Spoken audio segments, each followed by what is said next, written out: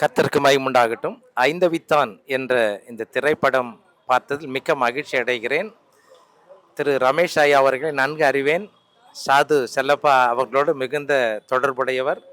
இந்த படத்தை பார்த்தது மிகுந்த சந்தோஷம் அளித்தது. அதை நடித்த ராஜேஷ் என்பவர் நடித்தது மிகவும் அருமையாக இருந்தது. ஆக அதை பார்க்கும் பொழுது அவர் ஆண்டவர் ஏற்றுக்கிட்டனால அவர் வீட்டில் வந்து ஏற்றுக்க மாட்றாங்க. ஆனால் அவர் சகிப்புத்தன்மையோடு கூட அந்த குடும்பத்தோடு கூட வாழ்ந்து இயேசுவை நிரூபித்து காண்பிக்கிறார். இதுதான் பெரிய காரியம். ரெண்டாவது, அவித்தான் இயேசு கிறிஸ்து தன் ஜீவனை கொடுத்ததை மிகவும் தெளிவாக விளக்குகிறார்.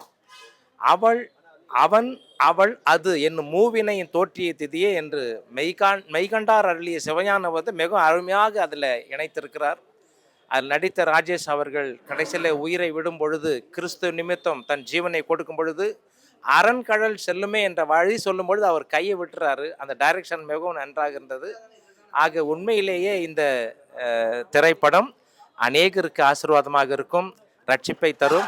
நானும் பூசாரியாக இருந்து இயேசுவை ஏற்றுக்கொண்டவன் வாழ்க்கையில் என் குடும்பத்தோடு கூட வாழ்ந்து ஊழியங்களை செய்ய இந்த என்னுடைய லைஃப், இந்த படமும் மிகுந்த ஒரு அடிகோலியாக இருக்கிறது. ஆண்டவர் அவர்களை ஆசீர்வதிப்பாராக. ரமேஷ் ஐயாவை ஆசீர்வதிப்பார்.